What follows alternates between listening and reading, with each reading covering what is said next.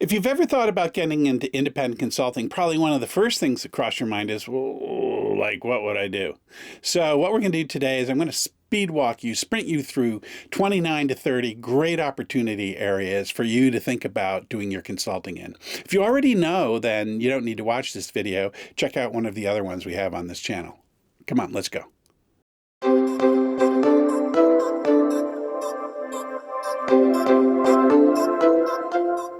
Hi, my name's Burns Hollyman. I'm the consultant's coach, and I help independent consultants be successful by providing them with coaching, online learning, tools, tips, and techniques. So today what we're going to do is kind of cover the waterfront here in terms of the breadth and scope of consulting opportunities that are out there. These are really just the tip of the iceberg. Then really, I don't think I could say infinite, but there's many thousands, if not hundreds of thousands ways that you can consult or provide your services.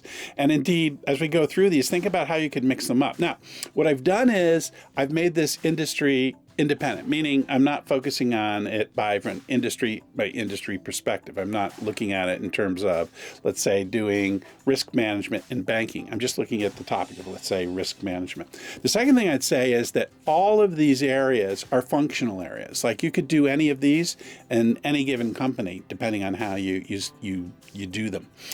The last thing I'll say is I'm going to give you just 3 really high-level examples for each one of these opportunity areas you can drill down on, and you can mix and match all of those. So if I haven't thoroughly confused it at that point, let's start now. Let's get it. Let's go through a speed walk as we said we'd do. Okay. Oh yeah. If you like this channel, you know the drill. Hit like and subscribe. Here are the opportunities. Imagine dollar signs in the back of these cards. Okay, first one, the biggest one for most consultants is strategy. And here we're talking about corporate and business planning, competitive analysis, implementation, and execution of strategies. Number one. Next biggie, social media management. And this is creating content for social channels that organizations may have, developing diverse strategies for social media, and managing the communities and the interaction. I mean, once you're on doing social, someone's got to talk to all those people. Next area, marketing. Here we're talking about the classic pieces of marketing consulting, marketing analysis and planning, managing marketing campaigns across any kind of medium, social or conventional and so forth. And the third area is product, brand, and positioning and implementation. That's like huge. I mean, imagine being a product manager at Apple and the team they've got there. It's enormous. So each of these things are large star constellations. Next one, biggie, computer programming. And this has a million different flavors to it. Developing code in any area at any level. I mean, that's just enormous right there. Advising on the development process and methodologies. A lot of people do that in consulting. And others just manage projects and teams. And that can be large projects, small projects, and everything in between. Okay, next one is operations. And this is doing operational consulting, and you can assess operational environments and operations in any kind of given company, their productivity, and point out ways to find improvement for those. You can look at organization structure. How are we set up? How are we staffed and so forth to make things happen?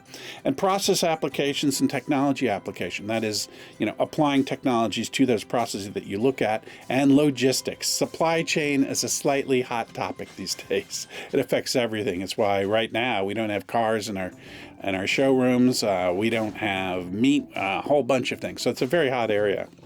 Next one, and this is probably one of the bigger areas for consulting in general if you had to look at it from an industry perspective, and I'm being incredibly superficial here, so pardon me, but it's finance.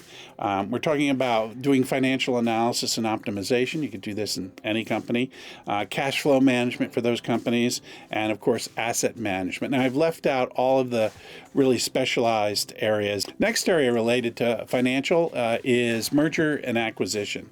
Now, lots of companies are buying, selling, and merging divisions and companies, and that's what this is all about. So we're talking about helping companies target merger acquisition targets and divisions of companies that people want to spin off, actually conducting the M&A acquisition through the deal acquisition process and bringing the company in-house, and then optimizing it. Once a division or something's acquired or a whole company, there's optimization of that company.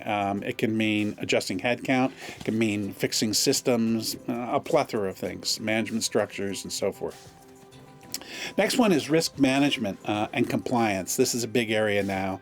Ever since the financial meltdown of 2008, risk management's gotten on the boards. So it's reviewing and improving risk management policies and practices.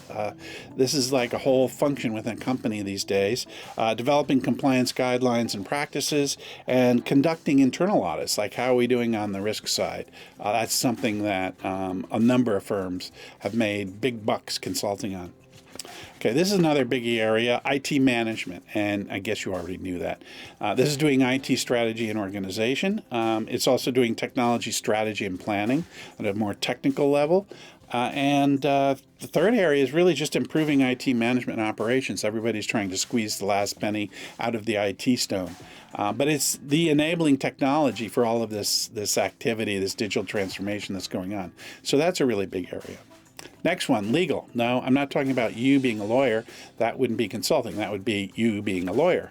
But we're talking about consulting to legal organizations or legal departments within corporations. So we're talking about organizing and optimizing their organization, because many times legal organizations are incredibly disorganized. They're so busy working and putting out contracts to need help figuring out how they're going to deliver services to their internal clients, typically in the company if it's a corporate legal department.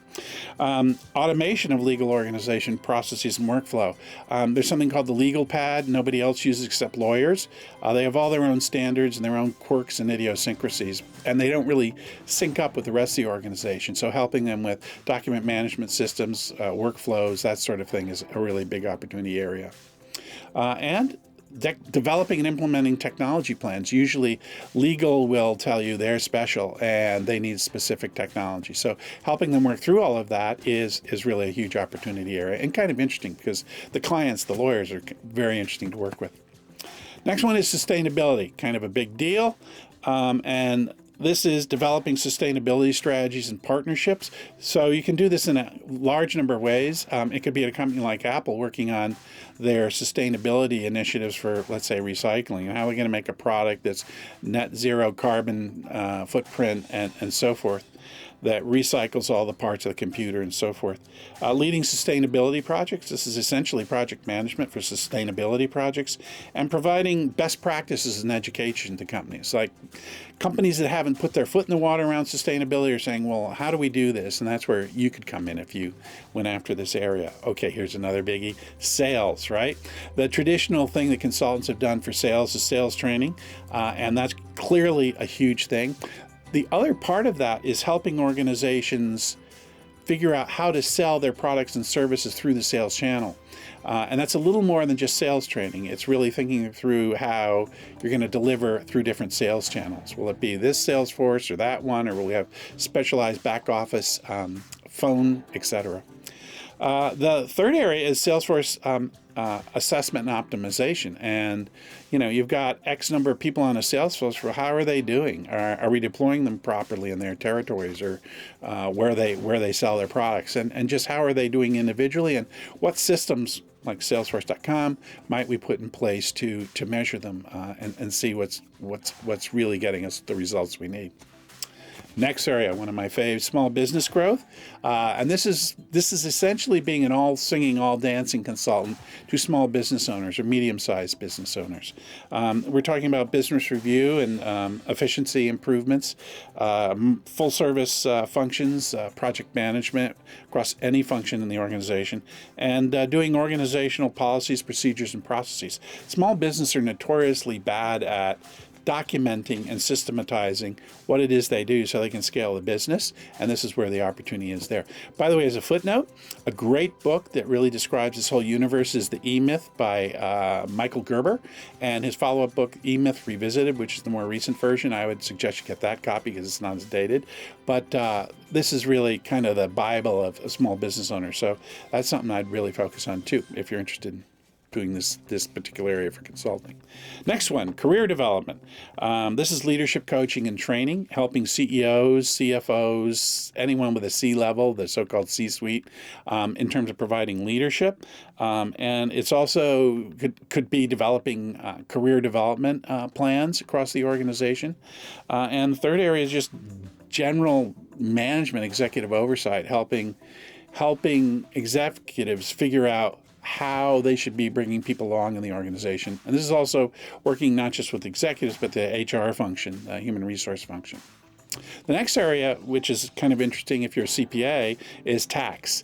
And here, it doesn't hurt to be a lawyer as well. A tax lawyer accountant is the best thing to be in this space if you're going to do this, and it can yield big bucks. One of the most interesting ones is doing contingency work on tax revenue recovery. A lot of organizations overpay their taxes, like large airlines, large companies, and they need help recovering their overpayments because of the loopholes in the tax law and so forth, or just what they overpaid through leakage, spillage, and incompetency by some of the people doing accounts payable, or their tax people. Second area is tax strategies and legal accounting. That's, with all these new tax laws coming out, how do corporations go about managing all of that, and coming up with a coherent strategy. And then management of tax disputes. I want somebody to interface with the IRS. I don't agree with this assessment. It can be local, state taxes, federal, what have you. Offshore, which is a big topic now with corporations and the federal government, as you know. Next area is accounting, and this is doing consulting, and you got to have a CPA to do this, but there are some areas where you don't. First one is assessment of accounting practices and organizations. You can come in from outside and audit the auditors, as it were, or just look at their accounting practices. And you can do this in medium to small size companies as well. Help them just get their accounting in place, set up a chart of account, putting in accounting systems. And that's the next area, which is implementation of new accounting systems and chart of accounts, setting all of that up. And the third area is just implementation of best practices around accounting, audit support, and so forth, because most of these companies have independent audit that really does most of the audit, but they need help in assessing different parts of the organization. So you don't have to have a CPA to do that, believe it or not. Next area is organizational development, an area where independent consultants have classically thrived. We're talking about organizational structure and organizing the positions, headcount, and so forth, just the overall structure. You typically work heavily with HR on that. Training and development programs, which is another huge purview of HR. And coaching leaders, teams, and people. And that's the classic notion of organizational development.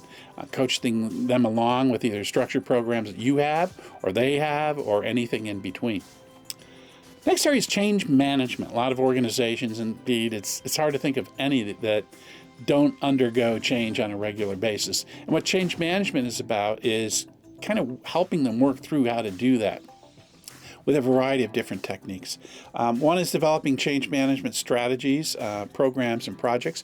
So we're going to take this division and merge it with that. How are we going to manage all of those people, all of those systems, all of those processes, all of that stuff over time? People are going to get upset. People are going to feel some disquiet, and it's helping them go through all of that. Next one is facilitating organizations and teams through change, and that's actually holding hands as you go through it and explaining the changes and why they're important and what the mission is all about to the organization. Third area is just training on change management techniques. You can train managers on how to manage change throughout the organization. And there's a trillion other variations on all of this. You may even have your own methodology that you want to bring as a unique thing to the table, and companies will hire you because you've got, in effect, your secret sauce.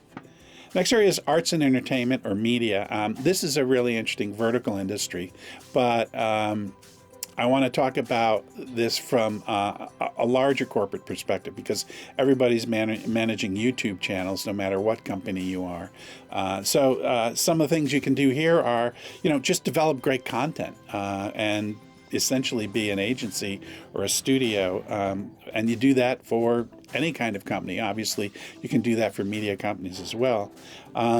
Helping companies create monetization programs around their products and services using content and media. And the third area is providing marketing and distribution programs for their content as well. And doing a YouTube channel, helping with their website content and so forth is one of the big things. And it's an interesting industry if you go at it from an industry perspective. But I told you we weren't going to do that today. Actuarial. What's actuarial? Well, actuarials are people that look at data and figure out risk around it. So it's an accounting-like function at the accounting firms, but it's really not. It's not a risk management in the classical sense of risk management, but it's figuring out, well, for example, when people are going to die in insurance companies, you figure out what your risk is and what you should price your policies at. It's conducting risk analysis around really anything you can think of in a company and calculating the risk data and figuring out what your risk really is. I think the best example of that, as I said, is in an insurance company. How do we set rates? Because it's based on how long people are going to live and so forth. The other thing is actually implementing actuarial programs inside of companies, like retirement and that sort of thing. We talked about insurance just a second ago. And the third thing is developing new investment tools for doing this, working with companies that don't have any way of doing actuarial work around products that really need it, that they have, where there's risk and cost involved. Next area is web development. Now, this is a huge area. Everybody who doesn't have a website. Coming up with overall web strategy for a site or a whole cluster of sites that are in different channels is a huge area for consulting, independent consulting services. The other area that's most common is obviously creating the websites and the user experience around that. You could focus just on user experience of websites and consult the rest of your days on planet Earth just doing that. And then the other big area, and perhaps one of the biggest one, and it relates to programming, is integrating websites with applications, platforms, and data that are in other parts of the organization. This is a huge area, and that's taking this a level up from where kind of traditional, I want to make your website look pretty with groovy designs. This is at a whole other level, which is really complex integration of different services and applications. Next one, supply chain management. We touched on this earlier, though. It's really assessing the supply chain strategy and operations efficiency and improving it. Another area is just designing supply chain programs and projects. We're going to undertake this new supply chain initiative. Or how can we get our supply chain costs down? How can we make them work better for us? And then just managing, and this is really the key part of it too, the partners we have on our supply chain and how we interact with them, and how do we connect, let's say, a shipping container coming into a port in California with the trucking company partner that we have to take that container and move it across the country, or the rail system, or what have you, and then to the warehouse, and so on and so forth. These are huge logistical, operational issues, and a whole field of operations management is based on this. So this is a huge star system that you could be consulting in. Next area is engineering.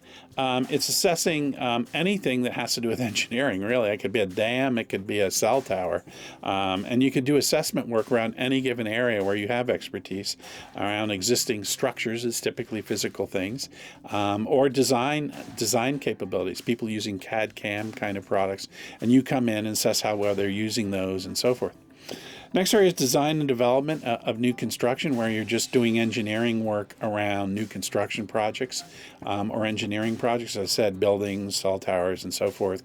With the huge infrastructure bill that's just come through Congress, there's going to be all of this money around to do engineering consulting work.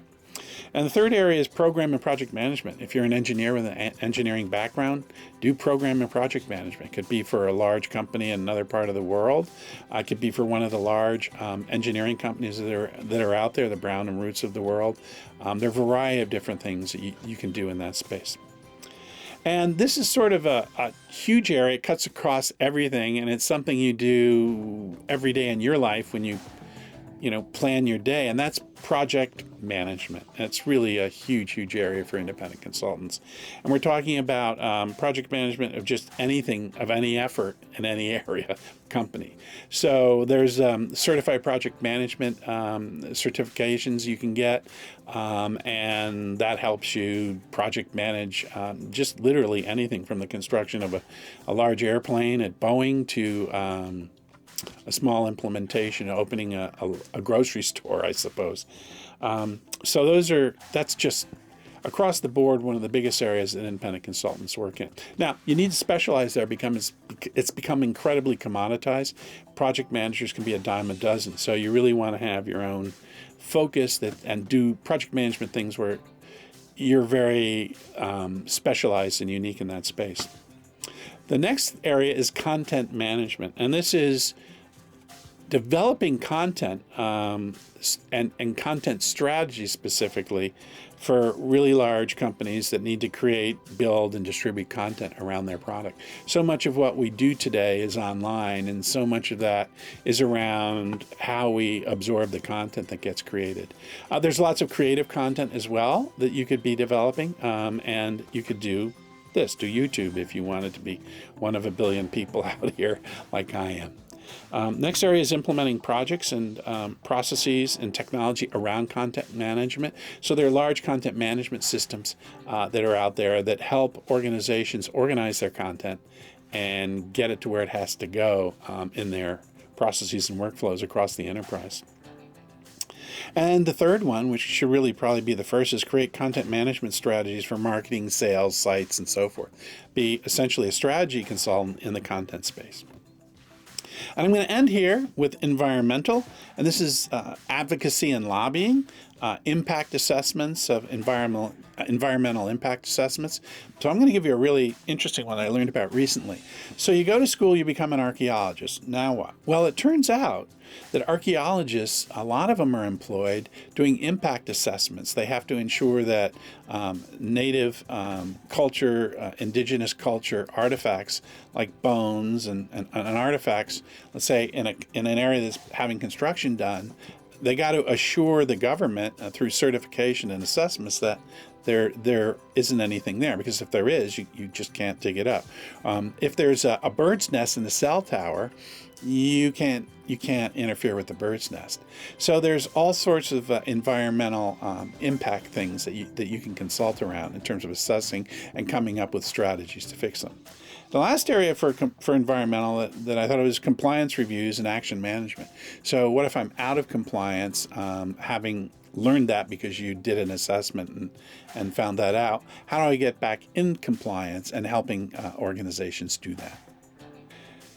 So that's kind of a speed walk through the neighborhood of some of the opportunities that are out there. I could come up with 100 other ones and your eyes would glaze over.